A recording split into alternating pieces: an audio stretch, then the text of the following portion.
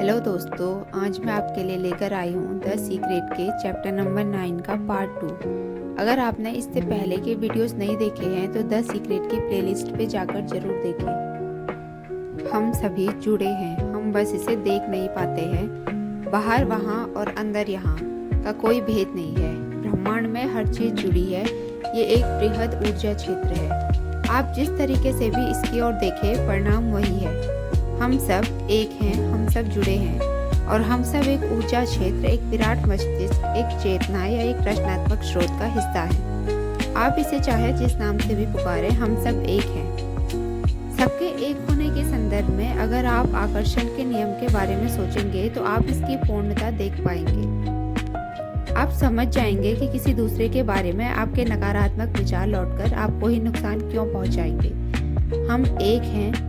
आपको तब तक नुकसान नहीं पहुंचाया जा सकता जब तक कि आप उन नकारात्मक विचारों और भावनाओं को भेजकर उस नुकसान को अस्तित्व में न लाएं। आपको चुनाव की स्वतंत्र इच्छा दी गई है, लेकिन जब आप नकारात्मक विचार और भावनाएं रखते हैं तो आप खुद को एकल और समग्र अच्छाई से अलग कर लेते हैं। किसी भी नकारात्मक भाव पर गौर करें। उनमें से हर एक का आधार डर है। वे अलगाव के विचारों और खुद को दूसरों से अलग देखने के कारण उत्पन्न होते हैं।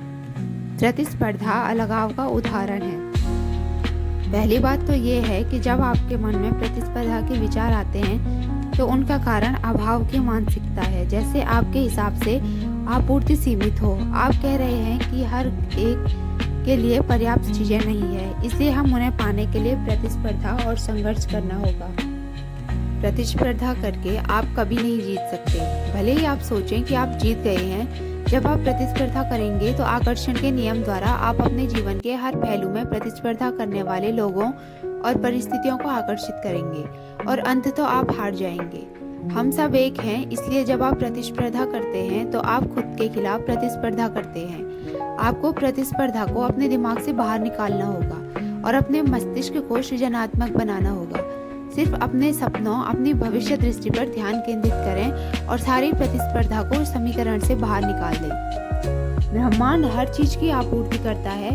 हर चीज ब्रह्मांड से आती है और आकर्षण के नियम के माध्यम से लोगों, परिस्थितियों और घटनाओं द्वारा आप तक पहुंचाई जाती है। आकर्षण के नियम को आपूर्ति के नियम जैसा ही माने। यही वो नियम है जो आपको असीमित आपूर्ति से अपनी मनचाही चीज पाने में समर्थ बनाता है।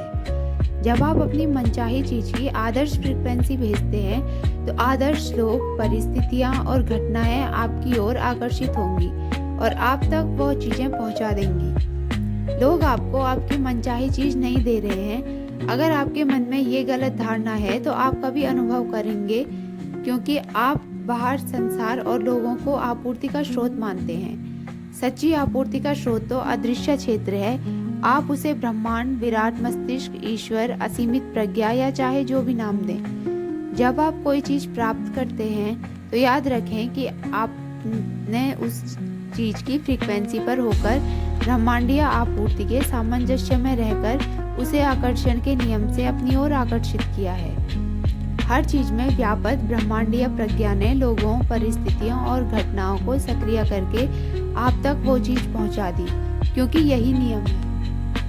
हम अक्सर अपने शरीर और भौतिक अस्तित्व से भटक जाते हैं। ये तो सिर्फ हमारी आत्मा का पात्र है और आपकी आत्मा इतनी बड़ी है कि पूरे कमरे को भर सकती है। आप अनंत जीवन हैं। आप ईश्वर का ऐसा मानवीय रूप है जिसे आदर्श बनाया गया है। बाइबल के आधार पर हम कह सकते हैं कि हमें ईश्वर ने अपनी छवि में बनाया है और हम सब समान हैं। हम कह सकते हैं कि हमारे द्वारा ब्रह्मांड खुद के बारे में जागरूक हो रहा है। हम कह सकते हैं कि हम खुलती संभावनाओं के असीमित क्षेत्र हैं। ये सब सच है। आप जो हैं उसका 99% अदृश्य है और उसे छुआ नहीं जा सकता। आप ईश्वर का शारीरिक रूप है। आप मांस नहीं है, आत्मा है। आप शाश्वत जीवन है जो खुद को आपके रूप में प्रकट कर रहा है। आप ब्रह्मांडीय जीव हैं। आप समूची शक्ति हैं। आप समूचा ज्ञान है। आप समूची प्रज्ञा है। आप पूर्णता है। आप भव्य है। आप रचयिता हैं और इस ग्रह पर अपनी रचना कर रहे हैं। हर धार्मिक परंपरा में बताया गया है कि ईश्वर आपको रचनात्मक स्रोत की छवि में रचा गया है। इसका मतलब है कि आप में ईश्वर की क्षमता और शक्ति है। आप में अपना संसार रचने की पूरी शक्ति है। हो सकता है आपने ऐसी चीजों की रचना की हो जो अद्भुत हो और आपके काबिल हो, या फिर हो सकता है आपने ऐसा नहीं किया हो। मैं चाहती हूँ कि आप इस सवाल पर विचार करें, आपको अपने जीवन में जो परिणाम मिल रहे हैं, क्या आप उन्हें सचमुच चाहते हैं और क्या वे सचमुच आपके काबिल हैं? अगर वे आपके काबिल नहीं हैं, तो फिर क्या यही उन्हें बदलने का सही समय नहीं है? क्योंकि आप में ऐसा करने की शक्ति है।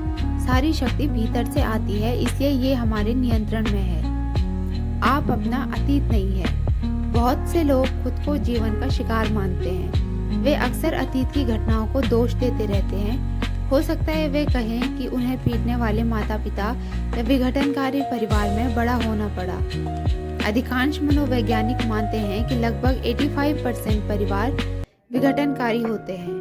इसीलिए अचानक आपको ये एहसास होता है कि आप इतने अनूठे नहीं हैं। मेरे माता पिता शराबी थे, मेरे पिता मुझे पीटते थे, जब मैं 6 साल का था तो मेरी माँ ने उन्हें तलाक दिया।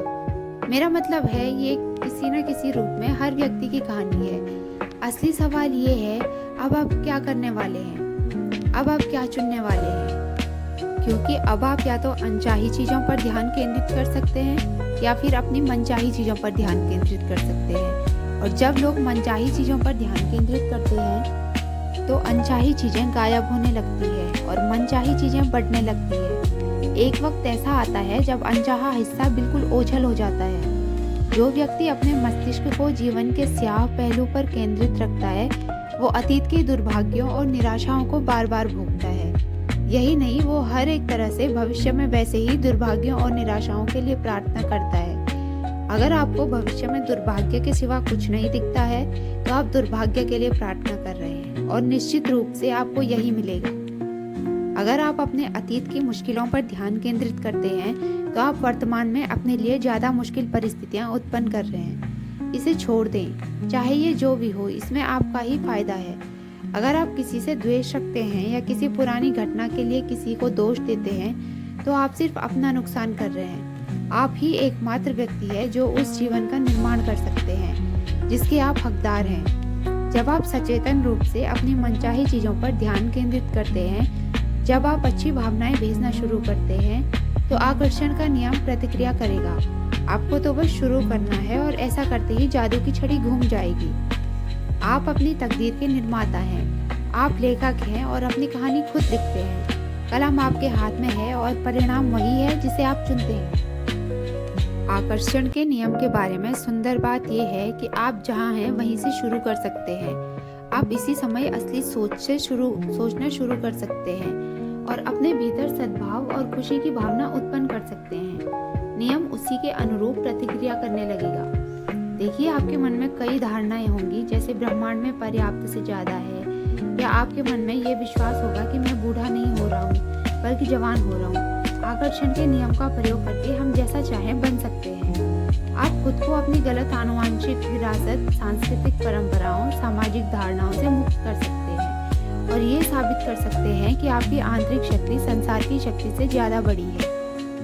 हो सकता है आप सोच रहे हो, ये बहुत अच्छा लगता है, लेकिन मैं ये नहीं कर सकता, या मेरी पत्नी मुझे ऐसा कभी नहीं करने देगी, या मेरा पति मुझे ऐसा कभी नहीं करने देगा, या ये करने के लिए मेरे पास पर्याप्त पैसे नहीं है, या ये करने के लिए पर्याप्त शक्तिशाली नहीं हूँ, या मैं इसे करने के लिए पर्याप्त अमीर नहीं हूँ, या मैं नहीं हूँ, मैं नहीं हूँ, मैं नहीं हूँ। मैं नहीं हूँ का हर एक वाक्य रचना है।